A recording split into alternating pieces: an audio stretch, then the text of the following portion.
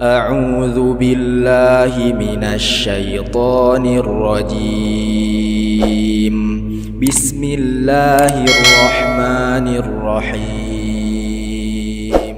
Alhamdulillahilladzi arsala rasulahu bilhuda wa dinil haq yuzhirahu 'alad dini kullih wa kafa billahi syahida.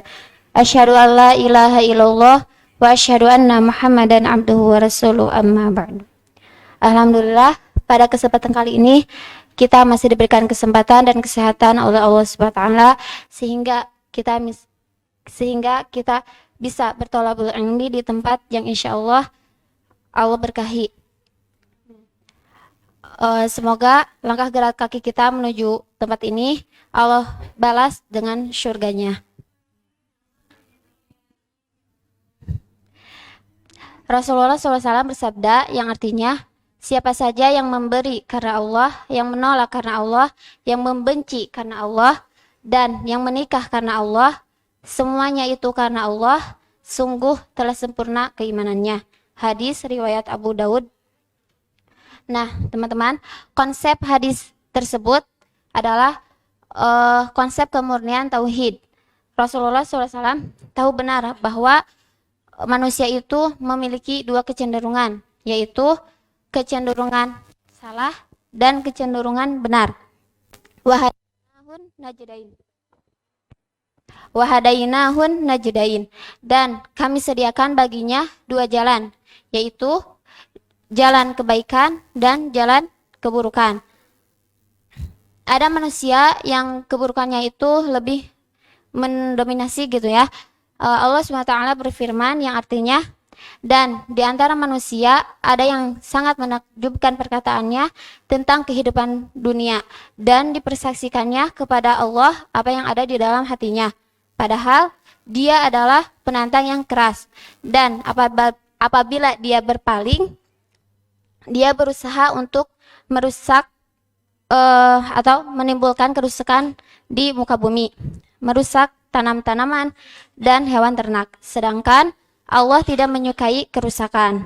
Dan apabila dikatakan kepadanya, bertakwalah kepada Allah, muncullah atau bangkitlah kesombongannya yang mengakibatkan dia berbuat dosa. Quran Surat Al-Baqarah ayat 204-206. Nah, maka teman-teman, mereka ini kata Allah mempertaruhkan, maksudnya itu mempertaruhkan masa depannya.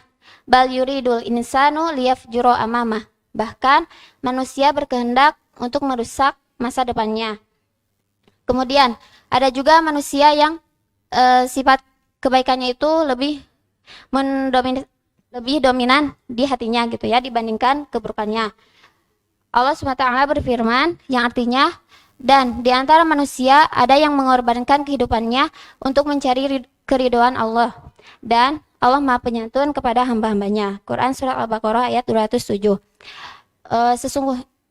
Sesungguhnya seseorang yang kecenderungan keburukannya itu lebih besar diperingatkan oleh Allah bahwa kehidupannya itu tidak akan seimbang dan kelak dia tidak akan memperoleh bagian di akhirat.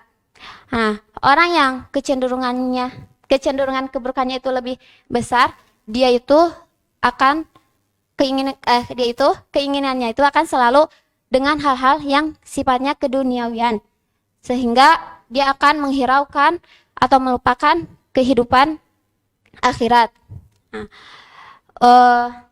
di dalam Al-Quran disebutkan, faminan nasi may yaqulu rabbana atina fid dunya wa ma lahu fil akhirati min khalaq.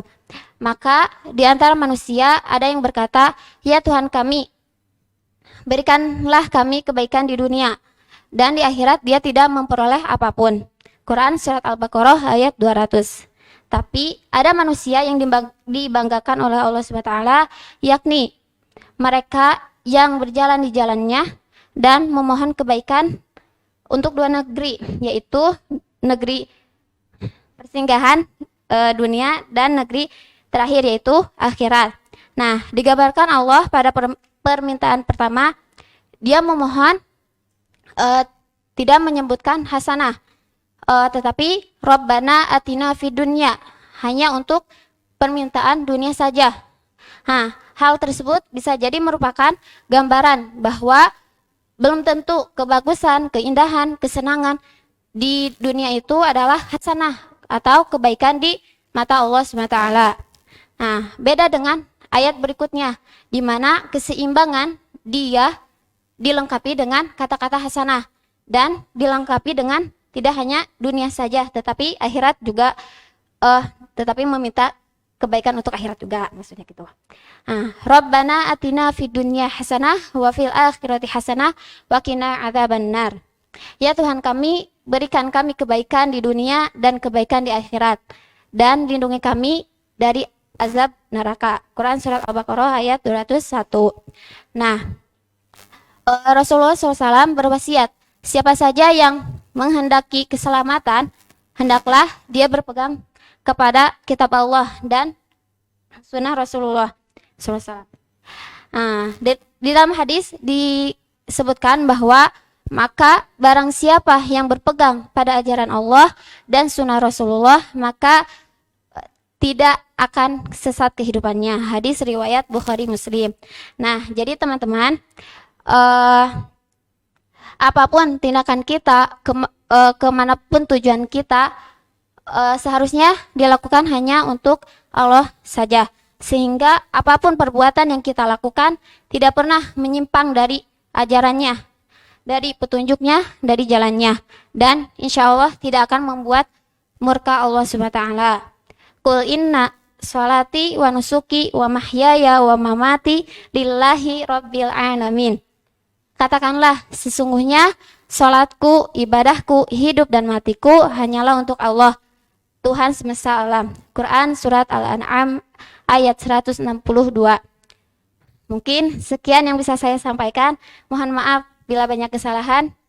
Semoga kita Allah istiqomahkan dalam melakukan kebaikan sampai hari kiamat kelak.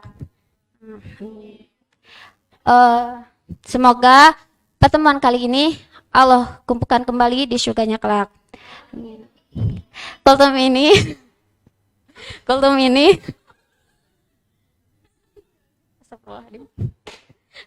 diambil dari bukunya karya Ustadz Yusuf Mansur yang berjudul Wisata Hati Mengubah Langit. Ditutup saja dengan doa, Rabbana atina fid dunya hasanah wa fil akhirati hasanah wa qina adzabannar. Wassalamualaikum warahmatullahi wabarakatuh.